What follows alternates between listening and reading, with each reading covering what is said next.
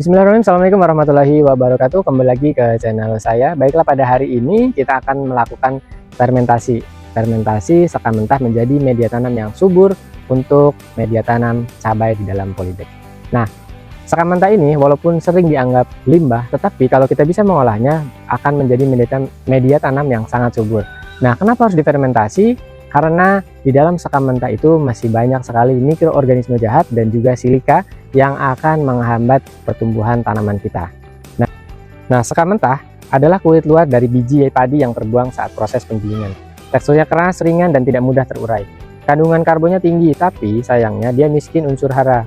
Dan yang jadi masalah besar, sekam mentah mengandung senyawa antimikroba dan silika tinggi. Kalau langsung dipakai, sekam mentah justru bisa menyerap nitrogen dari tanah.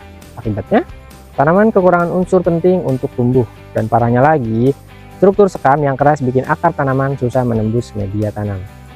Fermentasi adalah proses pelapukan sekam dengan bantuan mikroorganisme. Tujuannya adalah menguraikan senyawa keras, menurunkan kadar silika bebas, dan meningkatkan populasi mikroba baik. Nah, biasanya fermentasi sekam mentah ini menggunakan IM4 dan juga molase.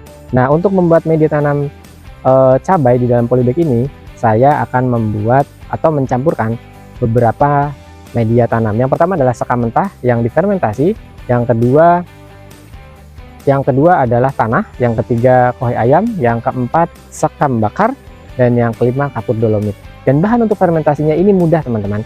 Jadi kita jangan berpikir untuk fermentasi sekam itu susah, dan ternyata untuk fermentasi sekam itu sangatlah mudah menggunakan yang namanya IM4 atau effective microorganism, dan juga molase atau tetes tebu. Nah, IM4 ini adalah mikroorganisme baik ya, yang akan tumbuh di dalam media tanam kita. Nah, mikroorganisme ini harus dicampur dengan molase. Kenapa molase? Molase ini adalah makanannya, dia mengandung glukosa. Tapi kalau teman-teman tidak punya molase, bisa menggunakan gula merah ataupun gula pasir. Nah, untuk 1 liter air kita menggunakan 2 tutup botol IM4 dan 2 tutup botol molase gitu, teman-teman ya.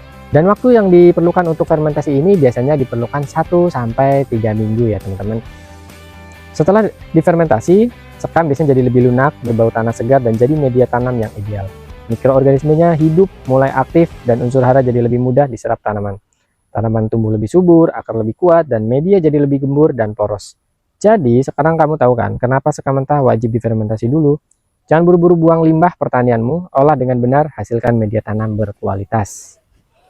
Dan setelah kita campur semua bahan tersebut menjadi satu, kita aduk, lalu kita siramkan dengan cairan fermentasi tadi. Nah, tidak harus basah, tetapi yang penting semuanya merata dan lembab. Lalu setelah semuanya disiram dengan cairan fermentasi, kita harus menutup rapat ya dengan plastik ataupun terpal, atau boleh dengan karung yang kita pakai.